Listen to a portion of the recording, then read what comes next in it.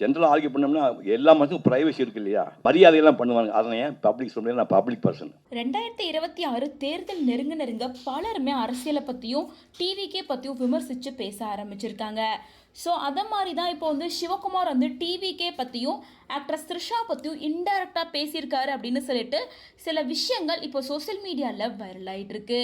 அதாவது இன்னைக்கு morning press meet பண்ண சிவகுமார் என்ன சொல்லியிருக்காங்கன்னா, ஒரு நடிகர் நாட்டை ஆளலாம் அப்படிங்கிறத நிரூபிச்சது எம்ஜிஆர் தான்.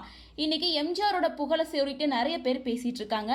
அதே நேரம் எம்ஜிஆர் போல இன்னொருத்தர் பிறந்து வரவே முடியாது.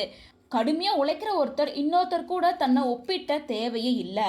எல்லாமே தெரிஞ்சவங்க அப்படின்னு இந்த உலகத்தில் யாருமே இல்லை. நடிகரால் நாடு ஆள முடியும் அப்படின்றத நிரூபிச்சதே எம்ஜிஆர் மட்டும்தான். அவரை போல இன்னொருத்தர் பிறக்கிறதுக்கு வாய்ப்பே இல்லை அப்படின்னு சொல்லி ரொம்ப வெளிப்படையாக பேசியிருக்காரு. உலகத்தில் ரொம்ப சிறந்த நடிகர் அப்படின்னா சிவாஜி தான். அவரை போல இந்த உலகத்தில் எந்த நடிகரும் கிடையாது. மேலும் அப்படி மிக சிறந்த நடிகரே அரசியலில் தோத்து போயிட்டாரு. நான் சொல்றது உங்களுக்கு புரியுதா?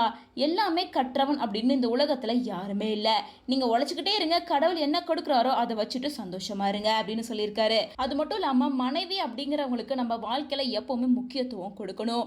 மனைவி அப்படிங்கிறவங்க வீட்டு சாப்பாடு மாதிரி, அதே போல ஒரு நடிகை அப்படின்னு பார்த்தா அவங்க ஹோட்டல் சாப்பாடு மாதிரி அப்படின்னு மென்ஷன் பண்ணியிருக்காரு. நடிகை மனைவியா இப்படி விமர்சிச்சு பேசியிருக்க இவரோட இந்த செயல் சோசியல் மீடியால வைரல் ஆயிட்டு இருக்கு.